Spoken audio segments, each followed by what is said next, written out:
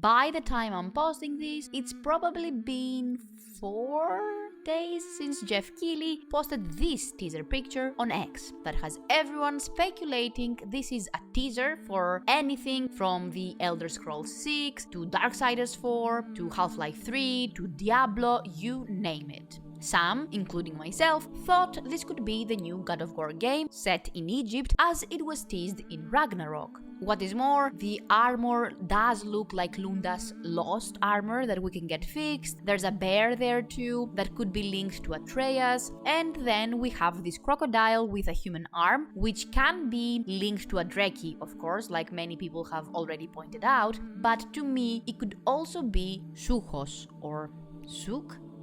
I guess in English. Never mind, I just looked it up and it's Sobek in English for some reason. Anyway, I think this crocodile here with a human arm is Sobek, who was the Egyptian god associated with pharaohic power, fertility, and military prowess. People would even mummify crocodiles and their young in his places of worship to indicate how he protects his followers like the crocodile protects its young. So not only do we have that war connection between the god and Kratos, of course, we also have that fatherly protection of Atreus here too. The background looks like it's in a desert as well, so we're also staying on theme with the rumors about the next God of War taking place in Egypt. And this part looks like the portals that we have been using for the past 2 games as well. So the connections are there. It's not like, we made the whole thing up or something.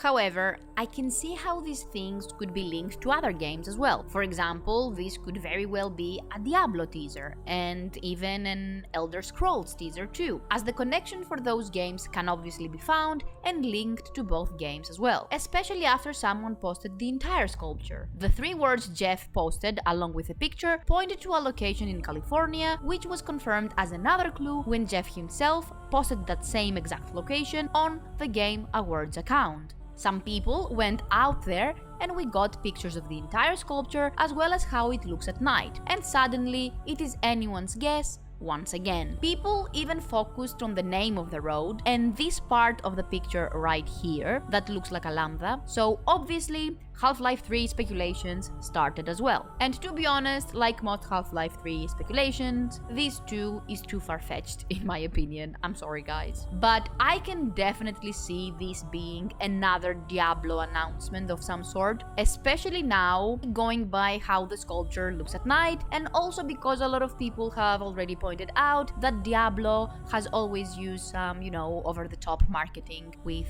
their games anyway, so this too checks out. So while that small corner of the picture did look like it could be God of War to me at first, the entire picture tells 1,000 different stories of what this could be after all. In general, I think confirmation bias has us all in its grip and we all see what we want to see in this picture. I want a new God of War game, thus my mind made these connections. Others want Half-Life 3, so the name of the road and the shape these 2 paths create made them think this is a Half-Life 3 teaser. Others want Elder Scrolls, so the crocodile was connected to Daedra, the portal to an Oblivion portal, and so on. So to me, it is clear we're all just seeing what we want to see at this point, and to be honest, I think we're probably all wrong, and this will end up being something completely unrelated, most likely, as Geoff has always had this weird habit of teasing and hyping up games so much that we end up thinking something groundbreaking is about to be released, and then when push comes to shove, the game is,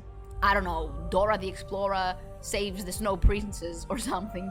just a random game nobody ever heard of, and Geoff just got an exclusive first look and thus felt obligated to hype it up as if it's GTA or something. Either that is the case, or this is just related to Diablo, to be honest.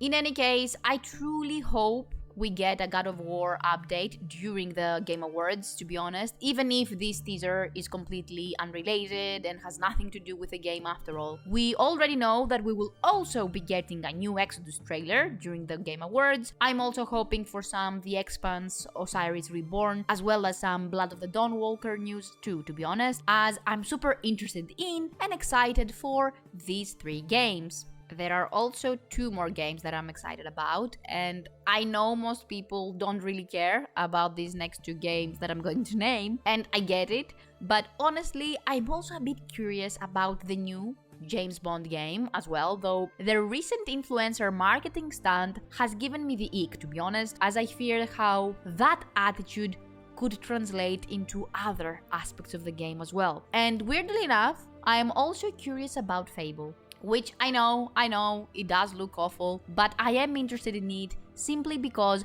I want to see which direction these 2 games are going to take after all, and especially Fable, which is already controversial enough, so I am very curious to see how much, if any, of that fan feedback has been taken into account and how that game has changed, if at all. I loved the original Fable games and found them very entertaining growing up, so I'd love to see the reboot being equally entertaining and an overall good game, but at the same time, I'm not really holding my breath, to be honest, especially considering the industry's track record with reboots, remakes, and even remasters. So yeah, I'm not that hopeful, but at the same time, I'm also kind of curious to see if this is going to continue being a train wreck, or if they're going to, pull a Sonic on us and this will be a redemption arc for them, where they actually take fan feedback into account and change the design into something people actually want to see and play.